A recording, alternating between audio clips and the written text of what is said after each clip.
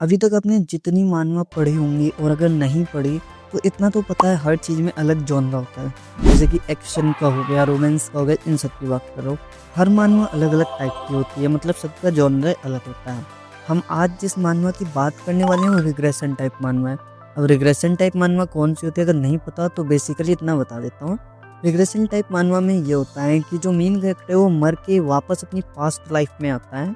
मर के दोबारा से उसे एक मौका मिलता है एंड जब उसे दोबारा मौका मिलता है तो उसके पास सारी नॉलेज होगी फ्यूचर की, लेकिन वो अभी पास्ट में है, तो मतलब उसके पास पहले से ही बहुत एडवांटेज होगी। क्या होने वाला है उसे लगभग पता होगा। तो ऐसे ही आज हम एक मानवा के ऊपर बात करने वाले हैं एंड जिस मानवा की मैं बात कर रहा हूँ उसका नाम है स्वॉर्ड मास्टर्स यंगेस्ट सन। तो ये मानवा स्टार्ट होती है फैमिली के इंट्रोडक्शन से। तो फैमिली का इंट्रोडक्शन ऐसा है कि एक स्वॉर्ड फैमिली है और वो डोमिनेट करते हैं हाफ ऑफ द वर्ल्ड को, और उस फैमिली का नाम है द रन कैंडल फैमिली। एक बहुत ही फेमस स्वॉर्ड फैमिली है, मतलब पावरफुल तो है। देखो भाई, हाफ वर्ल्ड को डोमिनेट करते हैं तो पावरफुल तो होंगे ही, जैसी बात है।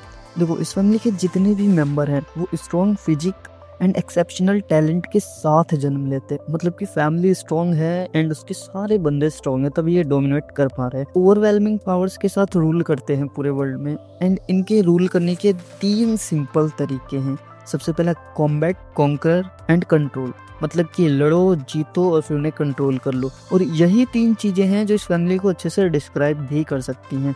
और हमारा जो मेन कैरेक्टर है ना, वो इस फैमिली में पैदा होता है एंड वो इस फैमिली का सबसे छोटा बच्चा है। तो देखो, इस फैमिली में ना एक सिलेक्शन सेरेमनी होती है जिसमें ये बच्चों को फ्यूचर प्रेडिक्ट करते हैं कि कौन क्या बन सकता है, कितना ग्रेट है, कितनी ग्रेटनेस होगी उसके अंदर, जो भी है। एक जगह है जहाँ पर बहुत सारी स्वॉर्ड हैं, मतलब एक गार्डन सा है, उसमें बहुत सारी स्वॉर्ड लगी हैं। वहाँ पे इनमें से एक स्वॉर्ड चुननी होती है। तो इस हिसाब से जो हमारा कैरेक्टर है, मेन कैरेक्टर है, वो जो स्वॉर्ड पिक करेगा उससे पता चलेगा वो कितना ज्यादा इम्पोर्टेंट होने वाला है इस फैमिली के लिए। एंड इसने जो स्वॉर्ड पिक करी है उसके मुताबिक इसे नेक्स्ट फैमिली का हेड बनना चाहिए था। नेक्स्ट पैनल में एक आदमी दिखता है जो कि मेन कैरेक्टर का फादर है एंड करंट फैमिली हेड भी है एंड वो प्राउडली कहता है, मुझे उम्मीद थी तुम यही तलवार चुनोगे। एंड मेन कैरेक्टर ने जो स्वॉर्ड पिक करी थी ना, वो स्वॉर्ड थी इस फैमिली के फाउंडर की और वो सिंबल थी रन कैंडल फैमिली की। मतलब स्वॉर्ड तो काफी ज्यादा इम्पोर्टेंट थी। एंड उसके फादर बोलते हैं हाउ इंटरेस्टिंग। तो अब मेन कैरेक्टर सोचता है कि फाउंडर की स्वॉर्ड पिक करी है, अब तो फ्यूचर सेट है, फुल्ली सक्सेसफुल होगा, फेम होगा, बस यही सब होगा लाइफ में। मगर एक बात जो बिल्कुल भी सेंस नहीं बनाती थी वो ये थी कि मेन कैरेक्टर के पास स्वॉर्ड्समैनशिप का कोई टैलेंट ही नहीं था, मतलब 0 टैलेंट था। सब बोलने लगते हैं कि कोई रन कैंडल फैमिली से होकर भी स्वॉर्ड चलाने में इतना बेवकूफ कैसे हो सकता है। मतलब कॉमन सी बात है, अगर आप स्वॉर्ड्समैनशिप फैमिली से आते हो और आप स्वॉर्ड चलाने में इतने घटिया हो, मतलब बिलो एवरेज हो, एंड इस वजह से मेन कैरेक्टर को रन कैंडल फैमिली का डिसग्रेस और एम्बैरेसमेंट बोलने लगे। मतलब इसका स्टैंडर्ड फार बिलो था रन कैंडल के लिए, और टाइटल मिल गया फिर हमारे मेन कैरेक्टर को एक the worst doings of the run candle. तो मतलब टाइटल मिल चुका था कि ये सबसे घटिया है। तभी हम नेक्स्ट पैनल पर देखते हैं कि कोई आवाज देता है, हे जिन, क्या तुम अभी भी यूजलेस स्वॉर्ड को स्विंग कर रहे हो। 2 कैरेक्टर दिखाए जाते हैं जिनमें से एक के हेयर वाइट है एंड एक के ब्लैक है। एंड ये बात वाइट हेयर वाला कैरेक्टर पूछता है, क्या तुम अभी भी एक यूजलेस स्वॉर्ड ही स्विंग कर रहे हो। एंड देन जो ब्लैक हेयर वाला होता है वो बोलता है, छोड़ दो इसे ऐसे ही, मेरे हिसाब से ये तब तक कोई स्वॉर्ड नहीं यूज करेगा जब तक इसके पास कोई स्पेशल स्वॉर्ड नहीं होती है। तो वाइट वाला पूछता है, तो कहाँ पे है तुम्हारी जो स्पेशल स्वॉर्ड है, ये कहाँ पे है। तो देखो, ब्लैक वाला बोलता है कि मुझे पता है, मतलब ये कोई स्पेशल स्वॉर्ड के बिना काम नहीं करेगा, लेकिन मैं जानना चाहता हूँ बरिसाडा कहाँ है। देखो, बरिसाडा मेरे हिसाब से इसका नाम मैंने सही प्रोनाउंशिएट किया होगा, ये उसी स्वॉर्ड का नाम है जिसे जिन ने, यानी कि मेन कैरेक्टर ने पिक करी थी। तो ब्लैक वाला भी पूछता है कि अगर इसके पास वो स्वॉर्ड है तो ये वुडन स्वॉर्ड क्यों यूज़ कर रहा है, मतलब स्विंग क्यों कर रहा है, उससे प्रैक्टिस क्यों नहीं कर रहा। अब वो मेन कैरेक्टर शांत खड़ा रहता है क्योंकि उसे पता है उसके पास कोई इतना टैलेंट है नहीं और वो इनसे इतना बोल नहीं सकता। सो वाइट वाला आगे आता है और कहता है, hey why are not you answering, अभी तक तुम कुछ जवाब क्यों नहीं दे रहे। मतलब हाँ, यहाँ पे वो स्ट्रॉन्ग है इससे, तो जाहिर सी बात है इसे नीचा दिखा रहे हो, बुली कर रहे हैं। Your almighty brothers are asking a question, मतलब पता चल गया होगा अभी तक, ये दोनों उसके भाई हैं एंड उसको बुली कर रहे हैं क्योंकि इस फैमिली में ये ट्रेंड है, जो स्ट्रांग होगा वही रूल करेगा। एंड वो अभी से इसे काफ़ी ज़्यादा नीचे दिखा रहे थे। तो मेन कैरेक्टर को फिर वो जाके मारते हैं, वाइट वाला सबसे पहले उसे जाके मारता है एंड बोलते हैं कि तुम बहुत ही यूजलेस बास्टर्ड हो। जो मेन कैरेक्टर वो स्वॉर्ड पिक करने की कोशिश करता है, सो बोलते हैं फिर से कि तुम स्वॉर्ड स्विंग करने में क्यों खुद को परेशान कर रहे हो, why do you bother swinging that sword, क्यों ही कर रहे हो खुद को, कोशिश ही क्यों कर रहे हो जब कोई टैलेंट नहीं है, तो इट्स यूजलेस एनीवे। सो उनमें से एक उसके कुछ नोट्स होते हैं, थ्योरी होती है बेसिक स्वॉर्ड्समैनशिप की थ्योरी, वो उठा लेता है, मतलब उसे छीन लेता है एंड बोलता है कि तुम्हें लगता है कि थ्योरी पढ़ने से तुम एक स्वॉर्ड्समैन बन जाओगे अच्छे।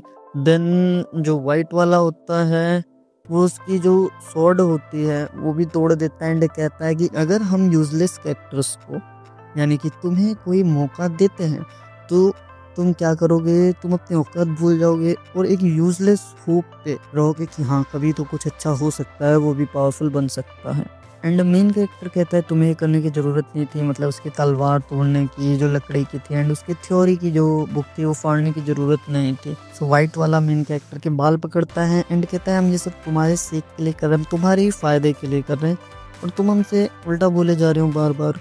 एंड फिर वो बोलते हैं is that what your nanny taught you to do, मतलब यही तुम्हारी नैनी ने तुम्हें सिखाया करने के लिए। देन मेन कैरेक्टर बोलता है कि गिल्ली का इससे कोई भी लेना देना नहीं है। बेसिकली यहाँ पे जो मेन कैरेक्टर है उसकी जो नैनी है उसका नाम है गिल्ली।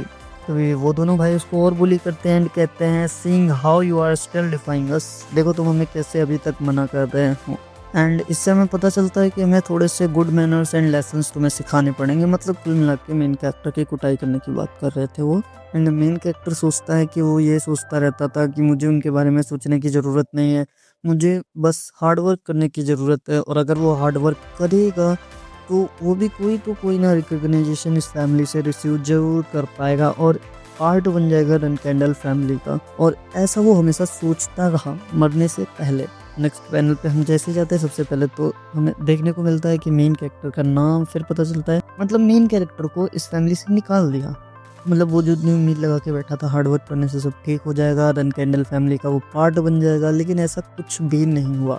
मेन कैरेक्टर को भी देखते हैं नेक्स्ट पैनल पे, वो फैमिली के मेन गेट के बाहर खड़ा है, गेट को देख रहा होता है एंड तभी कहता है वो कि फैमिली ने उससे कहा है कि तुमने जितने एफर्ट डाले वो काफ़ी तारीफ के लायक थे, इसीलिए हम आपको नहीं मारेंगे, आपने मतलब कोशिश करी है, जितनी भी आपने कोशिश करी इस वजह से हम आपको नहीं मारेंगे। इस तरीके से जो हमारा मेन कैरेक्टर है वो चीज़ की उम्र से फैमिली से बाहर निकाल दिया गया एंड वो बिना किसी एम के इधर उधर घूमता रहा। तब जाके उसे एक मास्टर मिला एंड तब उसे पता चला कि उसके अंदर भी एक टैलेंट था, लेकिन उसके अंदर टैलेंट जो था वो था मैजिक के लिए, जो कि फॉरबिडन था उस फैमिली में। मतलब जो स्वॉर्डमैन फैमिली है वो मैजिक यूज़ नहीं करती, लेकिन जो हमारा मेन कैरेक्टर है उसके पास मैजिक का टैलेंट था एंड ये बात उसे तब पता चलती है जब अपने मास्टर से मिलता है।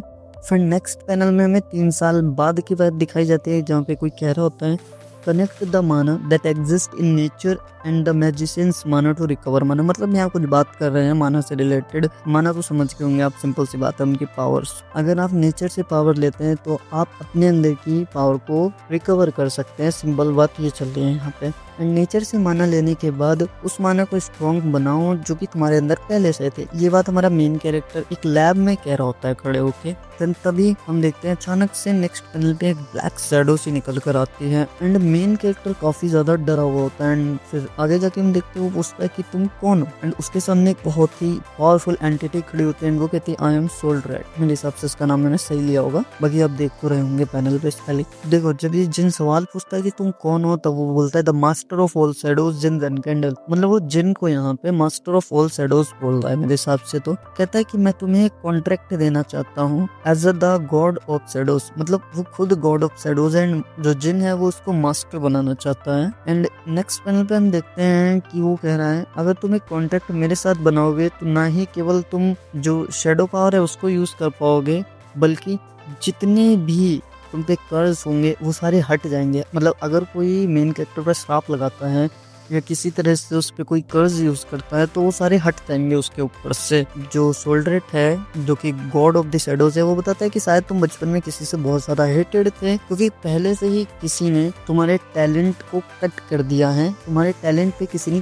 कर्ज लगाया हुआ है, श्राप लगा रखा है तुम्हारे टैलेंट पर। मेन कैरेक्टर पूछता है एक कर्ज? Yes, and it curse known as the bladed illusion. जो कर्ज है वो ब्लेडेड इल्यूजन है एंड ये कर्ज क्या करती है कि सप्रेस कर देती है जितने भी स्वॉर्ड्समैनशिप से रिलेटेड टैलेंट होते हैं उनको दबा देती है। तो मतलब मेन कैरेक्टर पैदा तो टैलेंट के साथ हुआ था लेकिन किसी ने उसके टैलेंट को दबा दिया था और ये काफी ज्यादा टेरिबल कर्ज है जो कि एग्जिस्ट नहीं कर सकता एक रेनकंडल फैमिली में। जाहिर सी बात है अगर ऐसा कोई भी कर्ज इस फैमिली में होगा तो उनकी फैमिली के रूल्स के खिलाफ ही हो गई ना ये बात, क्योंकि वो स्वॉर्ड्समैनशिप फैमिली से है। तभी सोल्डरेट कहता है कि that's why I was drawn to you, मतलब यही रीजन है जिसकी वजह से मैं तुम्हारी ओर खींचा चला आया एंड इस मूवमेंट से कोई भी कर्ज तुम पर नहीं लग सकती, कोई भी कर्ज तुम्हें हार्म नहीं कर सकती एंड वो उसे उस कर्ज से फ्री कर देता है। एंड फिर सोल्डरेट कहता है कि अब जो कुछ बचा है वो ये बचा है कि तुम एक एक्स्ट्रा ऑर्डिनरी मैजिक स्वॉर्ड्समैन बनो जो मैजिक भी यूज कर सके एंड इसके स्वॉर्डमैनशिप का टैलेंट भी हो। एंड नेक्स्ट पैनल में सोल्डरेट वहां जाने से पहले कहता है कि तुम्हें ऑब्जर्व करने में काफी ज्यादा मजा आएगा। एंड जैसे ही सोल्डरेट